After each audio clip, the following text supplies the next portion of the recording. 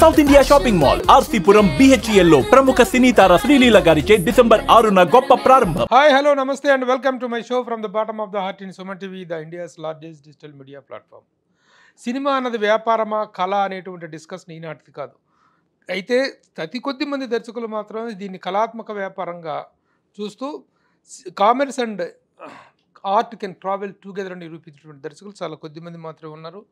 ఒకప్పుడు మనం చెప్పుకోదలుచుకుంటే ఒక బాపు గారు, కె విశ్వనాథ్ గారు, ఒక సంగీతం శ్రీనివాసరావు గారు, అలాగే పెద్ద బాసు గారు, ఇలాంటి వాళ్ళు ఒక డిఫరెంట్ స్ట్రోక్తో తమ సినిమాలని తమ యొక్క సృజనాత్మక ప్రతిభని ప్రదర్శించారన్న విషయం మనకు తెలుసు. ఆ కోవలోకి చెందినటువంటి యంగ్ డైరెక్టర్స్లో ఇంద్రగంటి మోహన్ కృష్ణ గారు ఒకరు. ఈ పోలిక కరెక్టేనా? చాలా వాళ్ళందరూ నేను అభిమానించే దర్శకులే కాబట్టి చాలా చాలా థ్యాంక్స్. ఎందుకంటే మామూలుగా కమర్షియల్ డైరెక్టర్స్ వేరండి. దాసరి నారాయణ గారు, రాఘవేంద్రరావు గారు, కోటి రామకృష్ణ గారు, రవిరాజా పినిశెట్టి, కోదండరామరెడ్డి గారు, బి గోపాల్ గారు, వీళ్ళందరిది కమర్షియల్ స్ట్రోక్. కానీ నేను చెప్పిన నలుగురు కానీ ఇప్పుడు ప్రజెంట్ జనరేషన్లో మీరు కానీ సినిమాలో you can travel together with economics and art అనేటువంటిది నిరూపించారు. అలాంటి సినిమాలు మీ దగ్గర నుంచి వచ్చినాయి, సెన్సిబుల్ అండ్ సెన్సిటివ్. అందుకని కొంచెం గర్వంగా కూడా హ్యాపీగా ఫీల్ అవుతుంటాం. చాలా థ్యాంక్స్. అయితే మీకు గర్వం అనే మాట వచ్చింది కాబట్టి కొంచెం గర్వం ఎక్కువ అనుకుంటాను. లేదండి, నాకు ఎన్నిసార్లు ఫోన్ చేయాలి సార్ మీకు? సార్ మీరు ఏ నెంబర్కి చేశారు నాకు? అంటే నాకు ఇప్పుడు 2 నెంబర్లు ఉన్నాయండి బై మిస్టేక్. మరి మీరు ఏ నెంబర్కి చేశారు?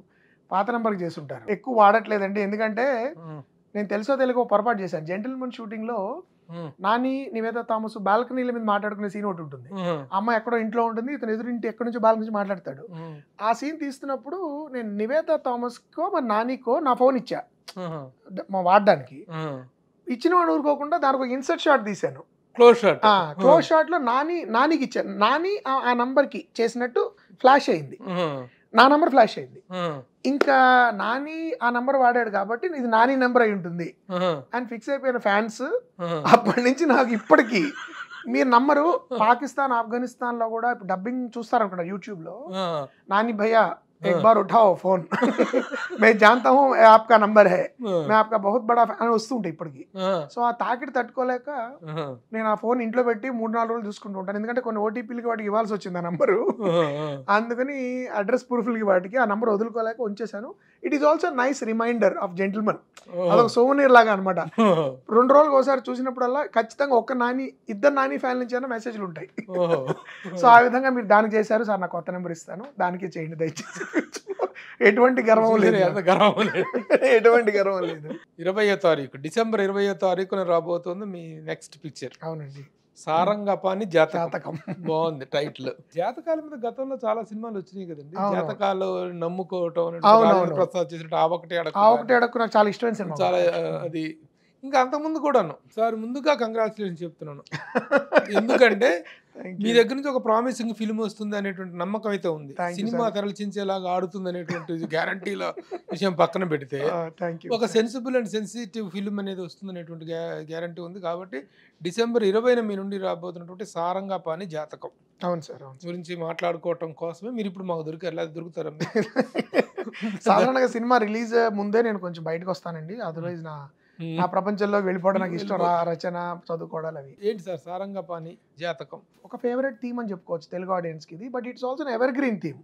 అయితే నాకు ఇంట్రెస్ట్ ఎందుకు కలిగింది అంటే 90s తర్వాత 2000 కొత్త శతాబ్దం స్టార్ట్ అయిన తర్వాత ఒక సైన్స్ బూమ్ వచ్చింది ఇండియాలో. అంటే ఏంటి, ఎక్కువ మంది బీటెక్లు, ఎక్కువ మంది ఇంజనీర్లు, ఐఐటీలు అండ్ ప్రపంచవ్యాప్తంగా అందరూ వెళ్ళడం, మనం కూడా ఒక సైంటిఫిక్ కంట్రీ కింద మనం రాకెట్స్ వాడడము, వడెవర్ పెరుగుతున్న సమాంతరంగా ఐ మీన్ ప్రవచనాలు పెరిగాయి, భక్తి ఛానల్స్ పెరిగాయి.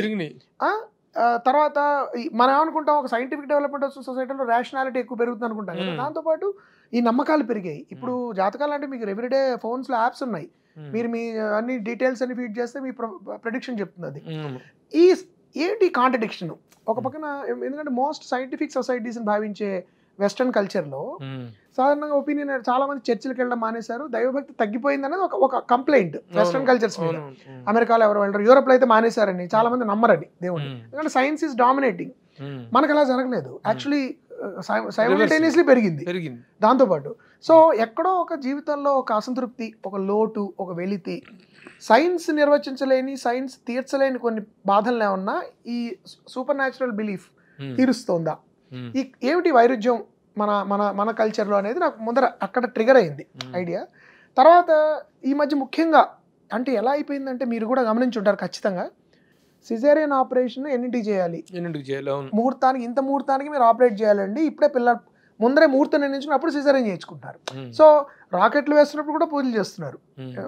సో మనకు ఆ నమ్మకం ఉంది. సో అయితే నమ్మకం నా దృష్టిలో వ్యక్తిగతం. మీకు బలాన్ని ఇచ్చేంత వరకు మీరు ఏదైనా నమ్మచ్చు. వాస్తు నమ్మండి, జాతకాన్ని నమ్మండి, I have nothing against. But ఎప్పుడైతే నమ్మకం కొంచెం అదుపు తప్పి మూఢనమ్మకం అవుతుందో, ఒక వెరితల్లు వేస్తుందో, ఉన్మాదానికి దారితీస్తుందో, దెన్ ఏ విధంగా ఒక వ్యక్తి జీవితం నాశనం అవుతుంది.